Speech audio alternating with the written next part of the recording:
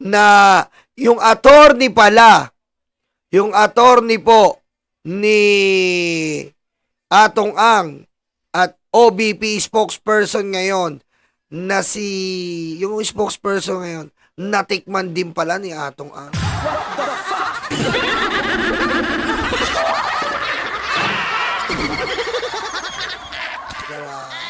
Matinik talaga si Atong Ang. Sila, take it. Awag na preposterous o kalokohan ni dating Pangulong Rodrigo Duterte ang tila pag-uugnay sa kanya sa isyu ng mga nawawalang sabongero. Ayon sa anak na si Vice President Sara Duterte, ang tagapagsalita naman ng OVP, binigyang linaw ang kanyang koneksyon kay Atong Ang. Nako, nagkatikiman na. Nagkatikiman na. Nagkatikiman na. Lasang manok daw. Lasang manok daw. Lasang manok daw. Ang kliyente niya.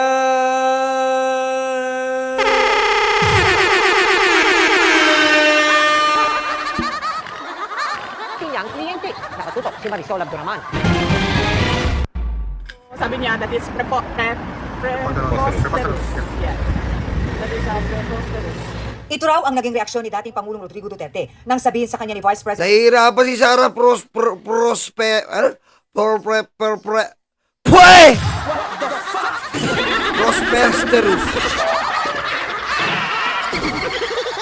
Alam mo, Sara, para hindi tayo mahirapan dalawa, sabihin mo na lang, posporo. Posporo, palito, digong. Ang sabi ng incheck ay 8. Posporo, palito, sunog. Alam mo ba yun? Ayun yung laro ng bata. Posporo, palito, 7. Ang sabi ng incheck ay 8. Totoo ba? Oo. Sinabi ba ng Diyos? Oo.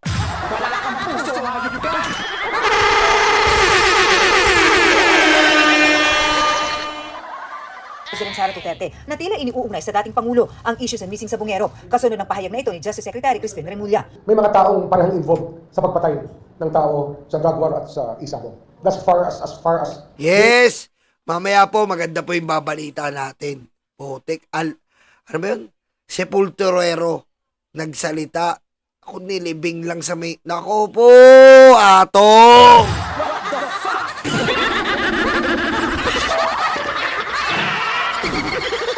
Alam mo naman ako, gusto mo, Sir Atong Ang, pagtanggol kita. Wala nang problema sa akin eh. PM mo ako. 2 mansyon.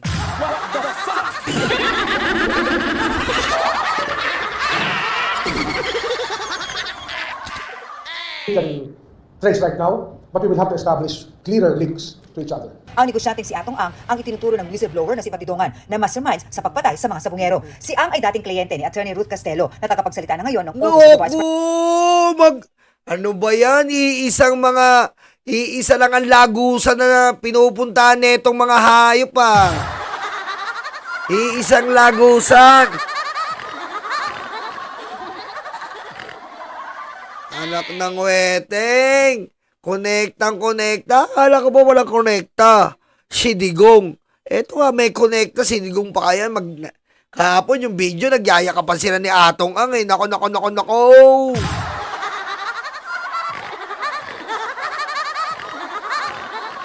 President. Pero paglilinaw ni Castelo, matagal na siyang walang koneksyon kay Ang. Charlie Atong Ang was my client in 2007.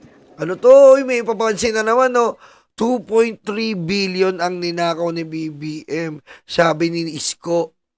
Di magsama kayo. Oh. Magsama kayo ni Isko. Parehas kayong tanga.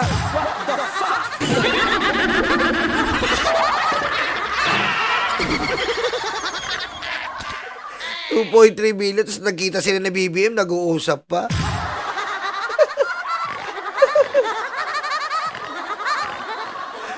Alam lang. tatanga-tanga kayo kaya, ngayon, pahiya kayo kay FL. Pahiya kayo, Net25, ABS-CBN, kumuha ng dokumento mismo dun sa FBI. Pahiya na naman mga DDS, sabi ko sa inyo eh. Ang bobo, di ba? Kaya nire-react ko yan nung nasa Boracay. Ang bobo talaga. Gagawa pa sila another pulburon video. Ayan na naman. Kaya nagiging tanga yung mga DDS. Pahiya na naman. Ano sabi ni Yusik Claire?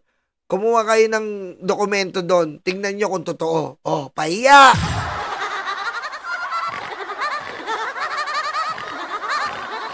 Kasi itong mga DDS, ina-absorb talaga nila, puro mali.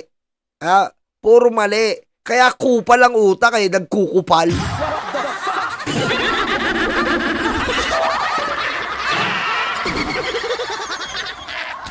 Diba? Kaya maging DDS. Pusang ama. for the crime of plunder. And then we went on probation. We succeeded in seeking for probation, and he was given a 2-year period. In 2009, I just got him. I released him from the Bikutan where he stayed. As soon as he was released from Bikutan in 2009, that was the end of our lawyer-client relationship. He was never my lawyer again. Nasa The Hague sa the Netherlands. Oh! Kalokohan! Oh. Sino yan? Si Papa Mel ba yan? Hoy! Papa Melik, ba't ganyan ka na tamulmul? Vlog 45. May bengay, shoutout. Alam mo ba yung tamulmul, tol? Yan ang unang, YouTube channel, tamulmul. Tamulmul ang unang YouTube channel ko, tamulmul.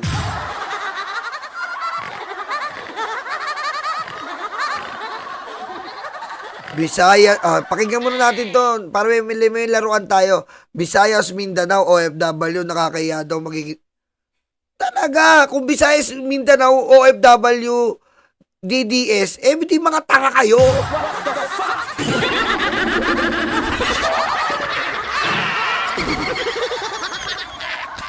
Mga tanga kayo. Kahit ba, ibig sabihin ba, kapag marami na, ibig sabihin, sabihin na natin marami kayo.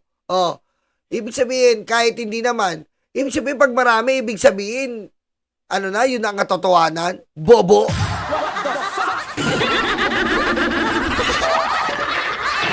Nangangarap ka pa marami kayo? Ha? Nangangarap ka marami kayo? Nasa yung EDSA nyo? 2 piraso! Namiss ko may laruan eh.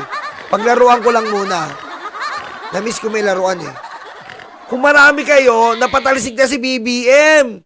Nung inaresto, ilang kayo? 2 piraso.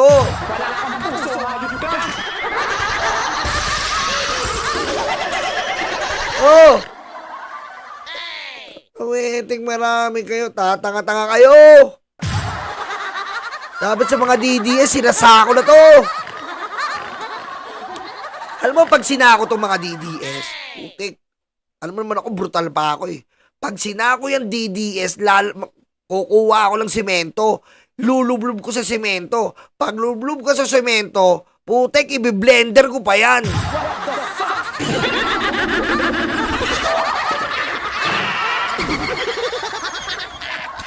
Yan ang mga walang bilang sa bayan eh, DDS.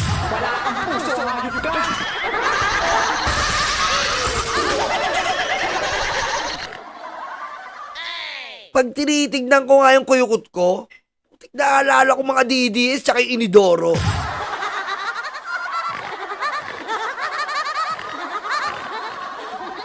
Sabi nga nung anak ko, itim naman ang kuyukot mo. DDS tawag yan, nak.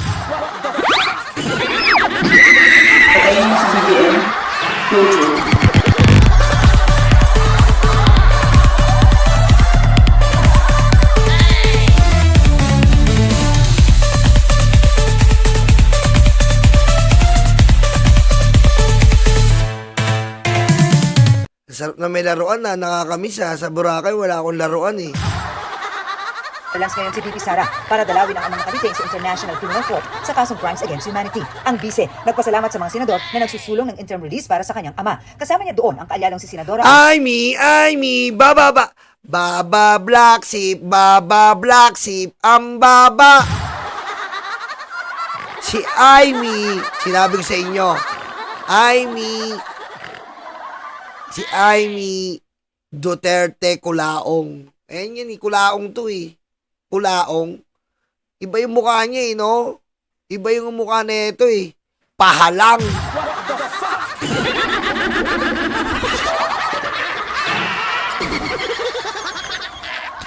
Magsusulong daw si Amy ng bawal na ang magpadala. Tanga ka rin ni Amy. No? Ikaw yata yung adik eh. Within minutes lang, inihain ni Marcos ang tinawag niyang President Rodrigo Duterte Act. Panukalang batas ito. President Rodrigo Duterte Act. What the fuck?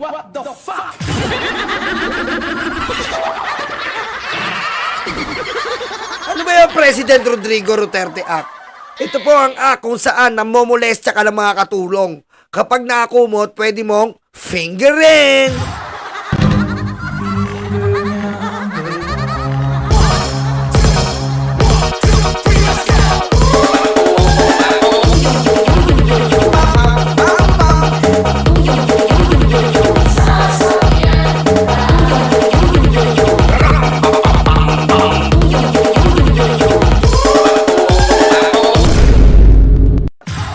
Yan po. Yan ang President Duterte Act. Ha? Mamiminger ka ng katulong. Yan ang act na yan. An act which is in this act, you gonna act and fact the katulong.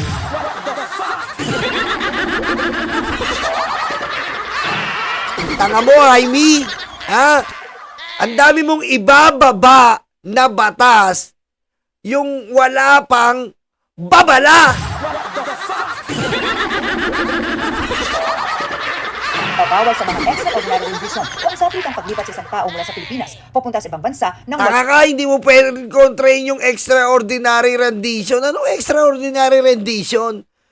Pag pumatay ka ng marami, ay sisi ka. Boba! Ay, baba!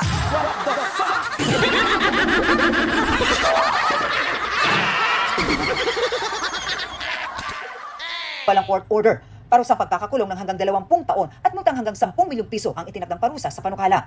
Kaugnay sa impeachment, handa naman daw ang vice na harapin ang kaso matapos lumabas sa resulta ng SWS na 66% ang Pilipino ang nagsabi na dapat harapin ito ang impeachment para masagot ang mga... Niharapin niya, tanga rin niya si Sara eh. Bobo rin to eh.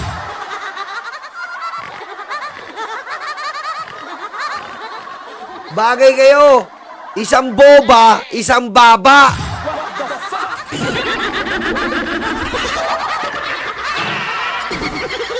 Diba? Diba? Kung may unity team, kayo boba team.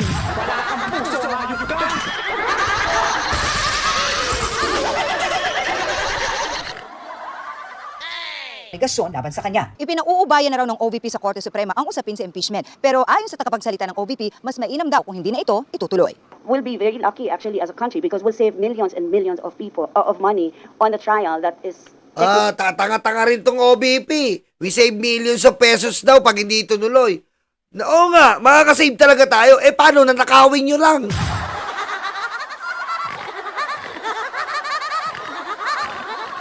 Makakasave nga. Kung hindi itutuloy ang impeachment, pero yung masisave na nakawin nyo lang.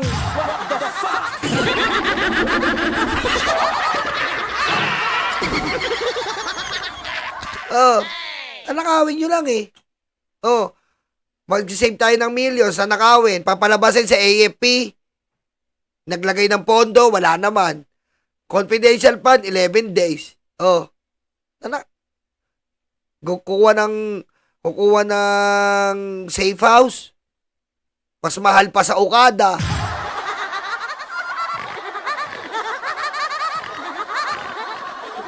Defective from the beginning. Mas marami tayong kailangan na pagkagastahan kesa sa trial na matitechnical rin sa dulo. Ipinagmalaki naman Magto-technical sa dulo. Mukha mo!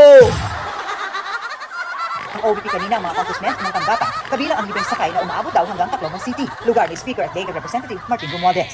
Nang weteng, libreng sakay! Yan pala yung may nagagawa, libreng sakay. Hindi pala ayuda yun.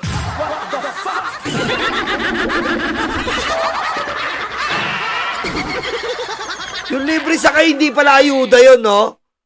Tingin nyo, yung libre sakay, hindi pala ayuda yun, no? Oo nga, no? Hindi pala ayuda yun, no? Hindi pala ayuda yun, libre sakay, no? Okay. Boba!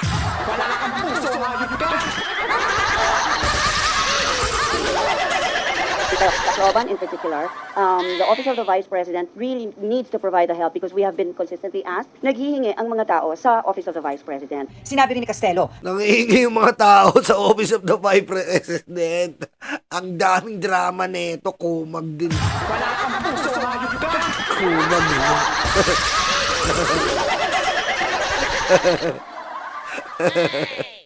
Nangihingi yung mga tao sa Office of the Vice President. Kumag din to, no? Si Lenny, hindi naman ganyan, eh.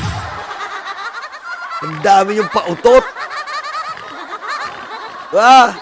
Si Lenny, hindi naman ganyan, eh. Kayo, ang dami yung drama. Meron pa kayo satellite office. Ano yung gagawin yung satellite office? Tapos yung leader ng satellite office, nasa ibang bansa. Ano katangahan yun?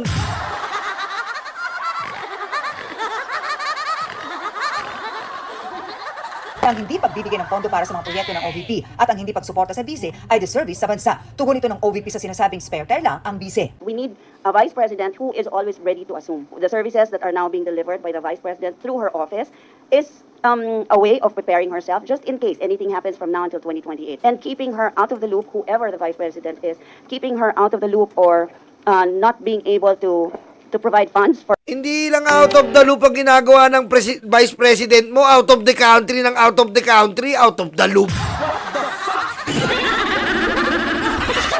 Out of the country ng out of the country yung Vice President mo. Nung out of the loop.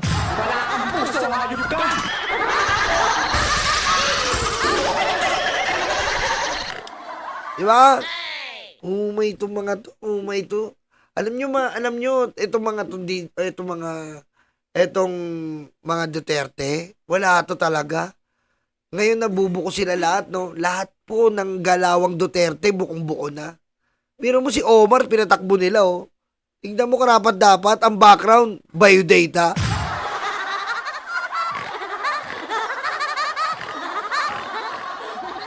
Si Baste, nagsasyabu. Si Kitty, nagmamariwana. Si Pulong, sindikato. Nananaksak ng bugaw.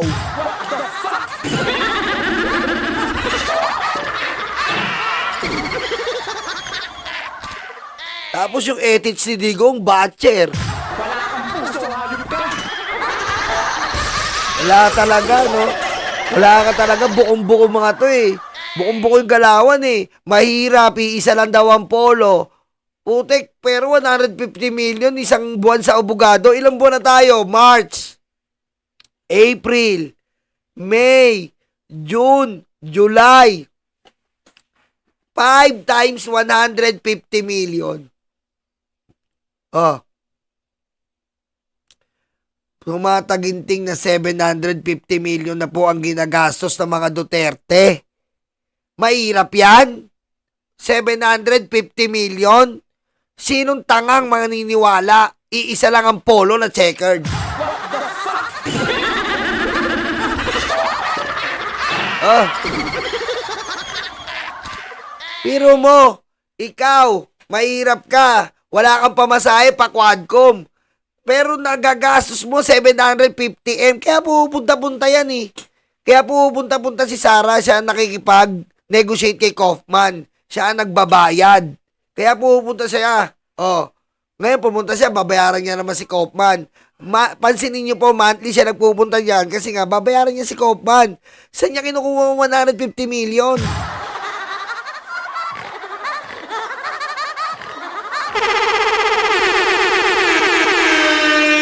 Yan ba mahirap? Oh. Yan ba mahirap? Oh. Pera pa yung abogado ni Impactitang Jablita. Ilan ang abogado niyan? Oh, 100 million. Isang group na sila ng abogado nila. Oh, 100 million. Pera pa yan. Oh, saan kumukuha yan? Oh, saan kumukuha yan? Gusto nilang ipa-stop yung impeachment kasi nga wala na silang perang pantustos. uubusin na yung ninakaw ng tatay niya. Tama. Wala pang ano yun, ha. Lawyer's fee pa lang po yun. That is only a lawyer's fee.